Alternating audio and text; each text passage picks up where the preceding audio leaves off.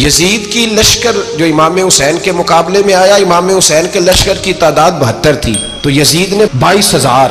مجھے بتائیے 72 کا 22,000 سے کو مقابلہ ہوتا ہے؟ عمر بن سعد نے پھر عبید اللہ ابن زیاد کو لکھا کہ 22,000 بندے تھوڑے ہیں، کچھ بندے زیادہ بھیج. تو عمر بن سعد کو عبید اللہ ابن زیاد کہنے لگے کہ تو پاگل تو نہیں ہو گیا، 72 کے لشکر کا 22,000 بھیجا، اور کتنا بھیجو؟ تو اس نے کہا تمہیں یہ نہیں پتا یہ لوگ کون ہیں؟ یہ مولا علی شیر خدا کی اولاد ہے. ان میں ایک ایک شخص ایسا ہے جو 1,000 کے مقابلے میں لڑنا جانتا ہے. تو یہاں کمزوری دکھائی جاتی ہے. ہمارے بچے سمجھنے لگے ہیں کہ یہ شاید کوئی ایسی داستان ہے، اور اس طرح کا ماحول ٹی وی پہ میں دیکھ رہا تھا، اس طرح کا ماحول بنایا جاتا ہے جیسے کوئی خوف ہے. یعنی واقع کربلا کوئی ایسا واقعہ جسے دیکھ کے خوف طاری ہو جائے، بچے راتوں کو ڈرے. وہ اکیلے درخت دکھائے جا رہے ہیں اور تیر دکھائے جا رہے ہیں. او یار کیا قوم کی تربیت کر رہے ہیں؟ واقع کربلا حوصلے کا نام ہے، دلیری کا نام ہے. سنیں بات اصل میں کیا تھی، بڑے ٹھنڈے دماغ سے میری بات کو سمجھیے گا. حضرت مولا علی شیر خدا کے بعد مسلمانوں کے متفقہ امیر بنے تھے حضرت امیر معاویہ. انہیں امیر کس نے بنایا تھا؟ امام حسن نے. حضرت علی کے بڑے صاحبزادے حضرت امام حسن نے ان سے صلح کی، انہیں خلافت دی. اور صحیح بخاری میں نبی پاک نے فرمایا تھا میرا بیٹا حسن سردار ہے، جب مسلمانوں کی جماعتوں میں لہو بہہ جائے گا تو حسن ان کی صلح کرا دے گا. وہ صلح امام حسن نے کرائی. جناب امیر معاویہ امیر بن گئے. حضرت امیر معاویہ رضی اللہ تعالیٰ عنہ بڑا پیار کرتے تھے نبی پاک سے، بڑا احترام کرتے تھے حضور کے خاندان کا. ان کی جو اجتہادی خطائیں ہیں وہ اپنی جگہ پہ موجود ہیں. چونکہ امام حسن نے ان سے صلح کر لی، لہذا ہم بھی ان کے بارے میں کوئی جملہ کہنے کے مجاز، ہماری مجبوری امام حسن ہے. اس لیے کہ جسے امام حسن صحیح کہے پھر امام حسن کے ماننے والے کو اسے غلط نہیں کہنا چاہیے. حضرت امیر معاویہ رضی اللہ تعالیٰ عنہ کا جب وصال ہوا تو حضرت امام حسن پہلے ہی ان سے وصال کر گئے، آپ کو زہر دے دیا گیا، آپ شہید ہو گئے. امام حسین موجود تھے. تو یزید کے بارے میں لوگوں نے کہا جناب امیر معاویہ سے کہ یہ ٹھیک ہے، مناسب ہے اور بہادر ہے، دلیر ہے، وہ جو ہوتے ہیں نا خوش آمدی ٹولہ. تو حضرت امیر معاویہ کے گرد بھی کچھ ایسے لوگ تھے، انہوں نے آپ سے کہا کہ یزید کو نامزد کر دیں. تو آپ نے یزید کو بلایا، حوالہ مجھ سے دیکھ لیجئے گا. بلا کے فرمایا کہ 3 بندوں کے سامنے اپنی خلافت پیش کرنا، اگر وہ تجھے مان جائیں تو امیر بن جانا، نہ مانے تو چپ کر کے گھر بیٹھ جانا. وہ 3 بندے کون ہیں؟ جناب عبداللہ ابن عباس، حضرت عبداللہ بن زبیر اور امام حسین رضی اللہ تعالیٰ عنہ. یہ وصیت فرمائی جناب امیر معاویہ. ہوا یہ کہ یزید جب امیر بنا نا، 2-3 چیزیں ہوتی ہیں جب کسی بندے کو قابو کرنا ہوتا ہے، 2-3-4-5 چیزیں ایسی ہوتی ہیں جس سے بندہ قابو آتا ہے. تو اس نے بھی فوری طور پہ یزید نے دیکھا میرے لیے مسئلہ کیا بن سکتا ہے. ولید بن عتبہ اس وقت مدینے کا گورنر تھا. یزید نے اس کو خط لکھا کہ امیر عرب کا رواج آج بھی ہے کہ جب تک نئے خلیفہ کی بیعت نہیں ہو جاتی پرانے کے انتقال کی خبر ہی نہیں دیتے، اس کو رکھے رکھتے ہیں. یہ ان کا طریقہ ہے. وہ کہتے ہیں کہ ولی عہد اچھی طرح قبضہ کر لے پھر بتائیں گے. حضرت امیر معاویہ کا وصال ہو گیا، بتایا نہیں. یزید نے اب کیا کیا، چونکہ بڑا چلاک آدمی تھا، بڑا شاطر تھا، بڑا تیز تھا، اس نے ولید کو خط لکھا. کہنے لگا کہ فوری طور پہ عبداللہ ابن عباس کو بلاؤ اور اسے کہو میری بیعت کریں. یہ جو بیعت ہوتی تھی نا، یہ بھی سن لے کیا ہوتی تھی. یہ بیعت حلف ہوتا تھا کہ میں اللہ رسول کے نام پہ حلف دیتا ہوں کہ میں یزید کی اطاعت کروں گا، میں اس کے خلاف کوئی بغاوت نہیں کروں گا. کوئی یہ بیعت لوگ سمجھتے ہیں کہ بس ہاتھ پکڑنے کا نام بیعت تھا. اس بیعت کا متبادل جمہوری ملکوں کے اندر ووٹ آیا ہے. تو کہا بیعت کرے. حضرت عبداللہ ابن عباس کو بھی بلاؤ، عبداللہ بن زبیر کو بھی بلاؤ، امام حسین کو بھی بلاؤ. امام حسین آدھی رات کے وقت بیٹھے تھے مسجد نبوی میں، چونکہ 5 نمازوں کی آپ امامت کرتے. امام حسین نماز پڑھا کے عشاء کی بیٹھے تھے. جناب عبداللہ بن زبیر، عبداللہ بن زبیر کون تھے؟ یہ نبی پاک صلی اللہ علیہ وسلم کی پھوپھی پوتے تھے اور جناب صدیق اکبر کے نواسے تھے. حضرت عبداللہ بن زبیر اور جناب زبیر بن عوام عشرہ مبشرہ صحابی ہیں، ان کے بیٹے تھے. بہت زیرک آدمی تھے. یہ بھی امام حسین کے پاس بیٹھے تھے. عبداللہ ابن عباس بھی تھے جو حضور کے چچا کے بیٹے ہیں، اس امت کے پہلے مفسر ہیں قرآن پاک. یہ لوگ بیٹھے تھے. تو ولید نے ایک بندہ بھیجا، اس نے آ کے کہا جناب آپ کو گورنر صاحب نے بلایا ہے. تو عبداللہ بن زبیر کہنے لگے حسین اس وقت بلانے کی بات سمجھ میں نہیں آئی. تو امام حسین بڑے بصیرت والے تھے، اللہ نے بصیرت دی تھی. کہنے لگے عبداللہ آپ کو سمجھ نہیں آئی، مجھے سمجھ آ گئی ہے، امیر معاویہ وصال کر گئے اور یہ ہمیں جو بلایا گیا ہے نا، یہ یزید کی بیعت کے لیے بلایا گیا ہے. تو کہا پھر آپ آدھی رات کو نہ جائیں، آپ کے لیے خطرہ ہوگا۔ تو امام حسین فرمانے لگے خطرہ حسین کو نہیں ہوتا۔ نہیں، کہا پھر بھی آپ مہربانی کریں ذرا احتیاط سے جائیں۔ تو جناب عبداللہ ابن زبیر نے، عبداللہ ابن عباس نے 14 بندے نیزے دے کے، تلواریں دے کے امام حسین کے ساتھ بھیجے اور کہا کہ امام حسین اگر اس نے کوئی غلط ملت بات کی نا، زبردستی بیعت کرنے کا کہا، تو آپ بس کوئی ایک بات اونچی آواز میں کر دینا، یہ سپاہی پیچھے آ جائیں گے۔ امام حسین ان 14 بندوں کو لے کے گورنر ہاؤس پہنچ گئے۔ جب آپ وہاں پہنچے، اس نے بتایا، اس نے کہا جی حضرت امیر معاویہ انتقال کر گئے اور آپ نے یزید کی بیعت کرنی ہے۔ تو امام حسین فرمانے لگے میں چھپ کے بیعت نہیں کروں گا، مجمع لگاؤ، جمعے والے دن اعلان کرو، جو طریقہ ہے حضرت ابوبکر صدیق کا، جو طریقہ ہے حضرت عمر فاروق کا، جو انداز حضرت عثمان غنی کا ہے، جو مولا علی کا ہے، سر عام اعلان کرو، اگر ساری دنیا یزید کی بیعت کرے گی تو میں بھی تیار ہوں۔ تم مجھ سے بیعت لے کے پھر لوگوں کو بتانا چاہتے ہو کہ حسین بیعت ہو کر رہے ہیں تو تم کیوں نہیں کر رہے؟ میں عام آدمی نہیں ہوں، لہذا چھپ کے بیعت نہیں کرتا۔ جب یہ بات کی نا تو ولید بڑا نرم دل تھا اور امام حسین کی شان کو جانتا تھا، وہ جانتا تھا یہ نبی پاک کا خاندان ہے۔ اس نے کہا جی مجھے تو حکم تھا، باقی آپ حضور کے نواز ہیں، میں کر کچھ۔ وہاں ایک بڑا بدبخت شخص بیٹھا تھا، عبد الملک بن مروان، وہ ولید سے کہنے لگا کہ اگر حسین آج تمہارے ہاتھ سے نکل گئے تو تمہارے لیے بہت بڑا مسئلہ کھڑا ہو جائے، انہیں جانے نہ دینا، یا بیعت کراؤ یا ان سے کہو جنگ کے لیے تیار ہو۔ تو امام حسین رضی اللہ تعالیٰ عنہ کے کانوں میں آواز گئی تو فرمانے لگے ابن مرجانہ، اگر تیرے اندر جرت ہے تو آ سامنے حسین کے، اس کے کانوں میں باتیں نہ کر، کانا پھوسی نہ کر، باہر آ میدان میں، شرارت نہ کر، باہر آ، میں تمہیں ابھی بتاتا ہوں کہ حسین سے مقابلہ کرنے کا انجام کیا ہے۔ یہ کہہ کہ امام حسین باہر نکلے، اپنے بھائی محمد بن انفیہ کو بلایا، عبداللہ بن زبیر، عبداللہ ابن عباس، ڈھیر سارے لوگ اکٹھے ہو گئے۔ فرمایا یہ معاملہ ہے، اب کیا کرنا ہے؟ تو وہ کہنے لگے حضور وقت ابھی مناسب نہیں ہے، آپ اس طرح کریں یہاں رکیں، ہم مکے سے، عراق سے، کوفے سے لوگوں کو بلاتے ہیں، یہاں ایک بڑی مجلس مشاورت قائم کرتے ہیں۔ امام حسین فرمانے لگے اگر تم مشاورت قائم کرو گے تو ولید اور عبد الملک بن مروان وہ تو جنگ کرنے کو تیار ہیں، اور نبی پاک نے فرمایا ایک مینڈا ہوگا جس کی وجہ سے مدینے کی گلیوں میں لہو بہے گا۔ فرمانے لگے میں وہ بکرا، وہ مینڈا نہیں بننا چاہتا۔ کہا پھر آپ کیا کریں گے؟ تو امام حسین رو پڑے، فرمانے لگے میں مدینہ چھوڑ جاؤں گا لیکن مدینے کی حرمت پامال نہیں ہونے دوں گا۔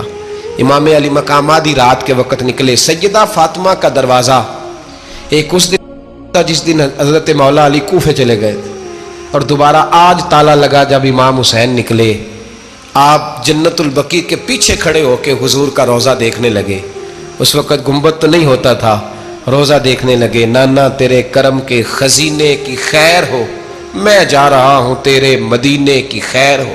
سارا خاندان لے گئے، مکے تشریف لے گئے، حج کے ایام قریب آنے والے تھے۔ امام حسین نے وہاں لوگوں سے باتیں کی۔ جب امام حسین وہاں پہنچے تو کوفے سے خط آنے لگے۔ کوفہ حضرت علی کا دارالخلافہ تھا، وہاں آپ کے محبین، پیار کرنے والے ڈھیروں تھے، انہیں خط لکھے کہ حضور آپ چپ کر کے بیٹھے ہوئے ہیں اور ہمارے اوپر یزید مسلط ہو گیا ہے، آپ اگر میدان میں نہیں نکلیں گے، آپ نہیں آئیں گے تو ہم اللہ کی بارگاہ میں شکوہ کریں گے کہ کوئی ہماری کمان کرنے کو تیار ہی نہیں ہوا۔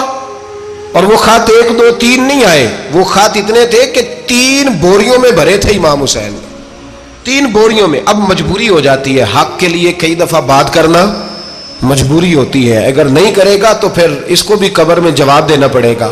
امام علی مقام رضی اللہ تعالیٰ عنہ نے مکے میں اب لوگوں کو جمع کیا مشورے کے لیے۔ ہر بندے نے کہا حضور وہ بلا تو رہے ہیں پر اپنے وعدوں کے پکے۔ کہا حضور وہ پکے نہیں، آپ نہ جائیں۔ ہر بندے نے کہا حالات ٹھیک نہیں، حالات گراؤنڈ ریالٹی صحیح نہیں، یہی مشورہ آج بھی ہر بندہ دیتا ہے، ابھی حالات نہیں۔ اتنے خراب حالات کبھی نہیں ہوئے تھے جتنے امام حسین کے دور میں تھے، لیکن فرمایا میں دین کے خلاف غلط حکمران کو مسلط ہونے کی اجازت، بول کے بتائیے، بول کے، غلط حکمران کو مسلط ہونے کی اجازت، مزاحمت کروں گا، مخالفت کروں گا۔ امام کہنے لگے کوئی بات نہیں، وہ میرے ساتھ چلے نہ چلے لیکن میں کوفے جاؤں گا، وہ لوگ میرے ساتھ کھڑا ہونے کو تیار ہے تو وہ جھوٹ ہے یا سچ ہے پر میں چلوں گا۔ جب امام علی مقام نے اصرار فرمایا تو جو آپ کے قریبی صحابہ کرام کی اولادیں تھی ساری، یہ بھی اب بیماری ہے، کچھ لوگ کہتے ہیں جی صحابہ نہیں ساتھ چلے، تو میں کہتا ہوں اہل بیت نبوت کے تو کل افراد 21 تھے، تو 72 میں باقی اولادیں کس کی تھی؟ وہ ساری صحابہ کی اولادیں تھیں، وہ سارے. پتہ نہیں کیوں اس طرح کا فلسفہ بیان کیا جاتا ہے جس میں حالات خراب ہو.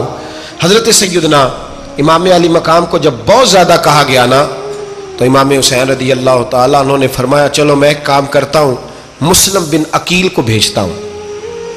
حضرت علی کے بھتیجے ہیں، امام حسین رضی اللہ تعالیٰ عنہ کے چچا کے بیٹے ہیں، حضرت عقیل کے صاحبزادے مسلم بن عقیل. بڑے سمجھدار آدمی تھے، معاملہ فہم تھے، بڑے جری تھے. اتنا زبردست مشورہ کم لوگ دیتے ہیں جتنا حضرت مسلم بن عقیل دیتے تھے. ان کو بھیجا گیا کوفے. اب اس میں بڑی تفصیل ہے، وہ اپنے 2 بچے بھی لے گئے. جب وہ کوفے پہنچے نا تو کوفے پر جناب نعمان بن بشیر کی حکومت تھی. آپ گورنر تھے اور اہل بیت سے بڑی عقیدت رکھنے والے، نرم رویہ. عبید اللہ ابن زیاد کوفے کا گورنر نہیں تھا، یہ کسی اور علاقے کا تھا. جب آپ وہاں پہنچے تو نعمان بن بشیر نے دیکھا کہ حضرت مسلم بن عقیل آئے ہیں تو لوگ دوڑے ان کی بیعت کرنے، بھاگے. اتنے لوگ جمع ہوئے کہ ایک دن میں 17,000 آدمی نے بیعت کر لی. کتنے بندے جی؟ 17,000 آدمی ایک دن آیا. اب وہ جو امام مسلم بن عقیل کے وہاں نعرے لگانے والے تھے کہنے لگے حضور یہ پہلے دن کی کارکردگی ہے، 2-4 دن میں دیکھیے کیا ہوتا ہے. 2-4 دن میں کیا ہوا؟ 40,000 آدمی نے بیعت کر لی. اب وہ 40,000 بندہ تیار ہو گیا. ادھر سے جو یزید کے وفادار تھے انہوں نے خط لکھا یزید کو کہ تو نے بڑا نرم آدمی گورنر بنایا ہے اور 40,000 بندہ چلا گیا حسین کی طرف. اگر ایک دن مسلم بن عقیل اور رہے تو جو تمہارا گورنر بیٹھے ہیں نا جناب نعمان بن بشیر، ان کو گورنر ہاؤس سے نکال کے مسلم بن عقیل قبضہ کر لیں گے. تو چپ کر کے بیٹھا ہے. یزید بڑا تیز تھا، اس نے ایک آدمی گھوڑے پہ دوڑایا. عبید اللہ ابن زیاد ایک اور علاقے کا گورنر تھا پر بڑا ظالم سا بدماش تھا، بڑا سخت گیر آدمی تھا. اس کو کہا کہ تو پہلے ایک صوبے کا گورنر ہے، جا تجھے دوسرا صوبہ بھی دیا. اس طرح کار فوری طور پہ کوفے پہنچ اور جا کے مسلم بن عقیل کو گرفتار کر، جو آدمی ان کا ساتھ پھر بھی دے اسے قتل کر دے. اس نے کیا کیا؟ وہ آدھی رات کو آیا، منہ چھپایا، جبہ پہنا. لوگ سمجھے امام حسین آ گئے.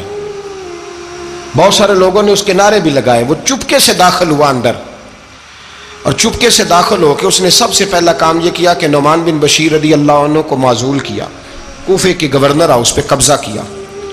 پھر اس نے اسی وقت سوئے ہوئے سرکردہ لوگ، جس طرح ایک گاؤں کا چودھری دوسرے کا محلے میں قبیلوں کے جو لوگ تھے چودھریوں کو بلایا، کچھ کو سزائیں دیں، کچھ کو سخت کہا، کچھ کو ان کے عیب گنوائے کہ وہ تمہارا فلانا مسئلہ پھر خراب کر دوں گا. بلیک میل کیا. صبح ہونے تک حالات اگر تم نے میرے قابو میں نہ کیے تو یاد رکھنا بڑا مشکل ہوتا ہے حق پہ کھڑا ہونا. بڑی چیزیں لوگوں کو یاد آتی ہیں، اللہ جانتا ہے. پہلے کچھ ہوتا ہے، بعد میں معاملہ کچھ ہوتا ہے. حضرت مسلم بن عقیل کے ساتھ جس دن عبید اللہ ابن زیاد آیا 40,000 کا لشکر تھا. اگلے دن صبح ہوئی، اگلے دن تو یہ حال ہو گیا کہ آپ جب کوفے کی جامع مسجد میں زور کی نماز کے لیے گئے تو 5-7 ہزار آدمی نماز پڑھنے آیا. اور جب مغرب کا وقت آیا تو لوگوں نے چند ہزار لوگ رہ گئے، نماز کی نیت باندھی. توجہ کرنا میری بات پہ، ایک مسئلہ بھی سمجھ میں آئے گا. لوگوں نے نماز کی نیت باندھی تو حضرت مسلم بن عقیل امامت کر رہے ہیں، ہاتھ باندھے ہوئے ہیں. تو بہت سارے لوگوں نے پیچھے ہاتھ چھوڑ دیے. ایک بندے نے دوسرے سے پوچھا وہ ہاتھ کیوں نہیں باندھتے؟ کہنے لگے اگر عبید اللہ ابن زیاد کے کسی بندے نے دیکھ لیا نا تو ہم اسے کہیں گے ہم تو نماز پڑھ ہی نہیں رہے تھے، ویسے ہی کھڑے تھے، ہاتھ ہی نہیں باندھے سرے سے. جب نماز کی امامت باندھی تو 10-11 صفیں تھیں. جب مسلم بن عقیل رضی اللہ تعالیٰ عنہ نے سلام پھیرا تو پیچھے بندہ ہی کوئی نہیں تھا. حضرت مسلم بن عقیل کو گرفتار کیا گیا. عرب کا رواج تھا دشمن کو سخت سزا دیں تاکہ باعث عبرت بنے. بہت اونچا مینار تھا کوفے کا گورنر ہاؤس کا، اوپر لے جا کے جناب مسلم بن عقیل کو زمین پہ گرایا گیا. اور جب وہ شہید ہو گئے تو شہید ہونے سے ایک رات پہلے وہ خط لکھ چکے تھے امام حسین کو کہ آپ آ جائیں، حالات بڑے اچھے. خط ملا تو امام حسین مکے سے کوفے کی جانب چل پڑے. امام علی مقام رضی اللہ تعالیٰ عنہ جب چل پڑے تشریف لا رہے تھے تو رستے میں فرزق شاعر ملا، بڑا محب اہل بیت تھا. رستے میں ملاقات ہوئی، اللہ اکبر. حضرت مسلم بن عقیل جب گرایا شہید ہو گئے تو پھر اس نے اس طرح کیا کہ آپ کی لاش کو لٹکا دیا چوک میں. لوگ دیکھتے تھے تو عورتیں بچوں کہتی تھی تو نے باہر نہیں نکلنا, ہم نے نہیں امام حسین کے ساتھ چلنا, بس بڑا خوف ہے, کوئی بندہ نہ باہر نکلے, کوئی نہیں ضرورت ہمیں, حالات بہتر ہوگی تو دیکھی جائے. آج کتنے لوگ ہیں, کتنی دیگیں پکی, کتنی نیازیں بٹی, کیا کچھ ہوا. آپ ناراض نہ ہونا, میں آپ میں سے ہوں, آپ مجھ سے ہیں, یہ بات آپ کی نہیں میری سب کی ہے. آج بھی اگر امام حسین کے نام پہ جان دینے کی باری آئے گی تو دیگیں رہ جائیں گی. ناراض تو نہیں ہو گئے آپ لوگ؟ فٹافٹ مائیں کہیں گی باہر دی جانا, بالکل پتر سانو کی لگے, سارا دن کوئی ہمارے لیے. وہ پیر صاحب تو کرتے رہتے ہیں باتیں, ان کا تو کام ہے, خبردار ہم نے نہیں جانا. دیگیں دینے کو سارے تیار ہیں, جانے دینے کو تیار ہونا. ناراض ہو گئے آپ لوگ؟ چلو کوئی نہیں, ہو جاؤ, خیر صلی اللہ ہے, بات تو ٹھیک کر رہا ہوں نا. حضرت امام حسین رضی اللہ تعالیٰ عنہ نے فرزق شاہ رستے میں ملا تو امام حسین کو کہنے لگا کہاں جا رہے ہیں؟ فرمایا میں کوفے جا رہا ہوں. کہنے لگا حضور نہ جائیے گا, لوگوں کے دل آپ کے ساتھ ہیں, تلواریں آپ کے ساتھ نہیں. سیدنا امام حسین رضی اللہ تعالیٰ عنہ کو آ کے کہا حضور وہ سارے کوفے والے مانتے ہیں کہ بات حسین کی ٹھیک ہے لیکن آپ کی سپورٹ نہیں کریں گے. اور اگلی بات فرزق نے یہ کی کہ حضور میں حضرت مسلم بن عقیل کی لاش کو لٹکی ہوئی دیکھ کے آیا ہوں کوفے کے چوک میں. بڑا ہی خوبصورت فکرہ ہے امام حسین کا. فرمانے لگے میرا بھائی لٹکا ہوا تھا, کہیں کسی کے آگے جھکا تو نہیں تھا؟ لٹکا ہی تھا نا, کہیں جھکا تو نہیں کسی کے آگے؟ کہا حضور نہیں. تو آپ فرمانے لگے اگر مسلم بن عقیل لٹک گیا تو حسین بھی لٹک جائے گا, لیکن جھکے گا. حضرت امام حسین تشریف لائے, بچوں سمیت آئے. حور بن یزید ایک شخص تھا. حور بن یزید ایک مختصر سا لشکر لے کے اس نے امام حسین کو ایک جگہ پہ روکا, پھر دوسری جگہ پہ روکا, بالآخر تیسری جگہ پہ روکا. تو امام حسین نے فرمایا جگہ کون سی ہے؟ کہا حضور کرب و بلا. فرمایا بس یہی خیمے لگا دو, یہی. حضرت سیدہ زینب نے پوچھا امام حسین سے کہ سارے زمانے نے روکا ہے, ٹھیک ہے آپ حق پہ ہیں, یہ بھی سب نے کہا آپ حق پہ ہیں, پر روکا بھی سب نے, آپ روکے کیوں نہیں؟ تو ابن کثیر اور ابن اسیر لکھتے ہیں کہ امام حسین رو پڑے, کہنے لگے بہن میں رک جاتا پر میں نے رات کو نانا مصطفیٰ کو خواب میں دیکھا ہے. تو حضور نے فرمایا حسین اگر آج یہ رواج پڑ گیا نا یزید جیسے لوگوں کا تو قیامت تک پڑا رہے گا. پھر لوگ کہیں گے کوئی نکلا نہیں تھا تو ہمیں بھی نکلنا. پھر لوگ ظالموں کے سامنے گردنیں جھکانے کے عادی ہو جائیں. میں کہتا رہتا ہوں, کہہ رہا ہوں, کربلا کی جنگ کفر اسلام کی جنگ نہیں, کفر اسلام کی جنگ نہیں کربلا کی. کیونکہ یزید تو بڑا پکا نمازی تھا, خطبہ دیتا تھا. وہ تو جب امام حسین رضی اللہ تعالیٰ عنہ نے کربلا کے میدان میں جمعے کا دن تھا تو یزید کے سامنے کو بات کرنی شروع کی, عمر بن سعد کے سامنے. تو عمر بن سعد کہنے لگا حسین زیادہ باتیں نہ کر, ہمارا جمعہ لیٹ ہو رہا ہے, جنگ کے لیے تیار ہو, فٹافٹ آ. اہل بیت نبوت کو قتل کریں گے اور قتل کے بعد پھر نماز پڑھیں گے اور پھر کہیں گے اللہم صلی علی محمد وعلی آل محمد, اسی نماز میں پھر درود بھی پڑھیں گے. یہ کیسا مرتبہ ہے, کیسا انداز ہے, دوستی قاتل سے بھی مقتول سے یارانہ بھی. امام حسین نے حر بن یزید امام حسین سے کہنے لگا مجھے حکم ہے آپ کو روکنے کا, آپ آگے نہیں جا سکتے. امام صاحب نے فرمایا وجہ زمین اللہ کی ہے. اس نے کہا آپ بیعت نہیں کر رہے, یزید کی حالات آپ کے حق میں درست نہیں ہیں, آپ نہیں جائیں گے. امام روک گئے. ظہر کی نماز کا وقت ہوا تو حضرت علی اکبر امام حسین کے بڑے صاحبزادے انہوں نے اذان ظہر پڑھی تو حور بن یزید کے لشکر نے امام حسین کے پیچھے نماز ادا کی. کہا بھئی تم مقابلے میں آئے ہو, نماز پیچھے پڑھتے ہو؟ کہا حضور مقابلہ تو تلواروں سے کر رہے ہیں پر ہمارا دل تو مانتا ہے نا کہ مصطفیٰ کا نواسہ بڑی شان والا ہے. حر بن یزید نے 3 نمازیں لشکر سمیت امام حسین کے پیچھے پڑھی ہیں, 3 نمازیں, ظہر اثر اور مغرب. پھر امام حسین کے سامنے شرائط پیش کی کہ آپ کو یہاں گھیر لیا گیا ہے, یہاں آپ بیعت کریں گے, یہاں جنگ کریں گے, 2 ہی باتیں. امام حسین نے فرمایا نہیں بھائی بیعت تو میں نہیں کرتا, اس کے علاوہ تم جو کہتے ہو میں کرنے کو تیار ہوں.